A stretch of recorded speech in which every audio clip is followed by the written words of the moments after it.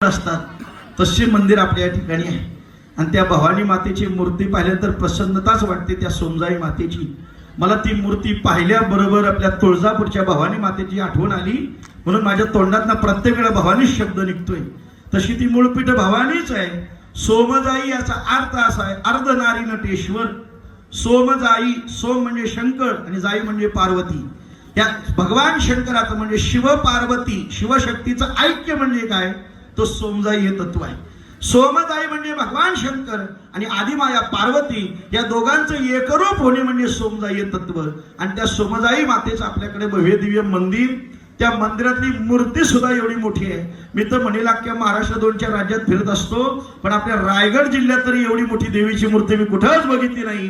आता मी जिथं जिथं जाणार महाराष्ट्रभर तिथं सांगणार, देवीची सगळ्यात मोठी मूर्ती पाहायची असेल तर पाटणूक क्षेत्राला जा, तिथं आपल्याला त्या सोमजाई मातेची भव्य मूर्ती पाहायला मिळेल। नुसती मूर्ती असून उपयोगाची नाही, त्या मूर्तीची सेवा सुद्धा तशी असली पाहिजे आणि ती छान अशी सेवा आहे।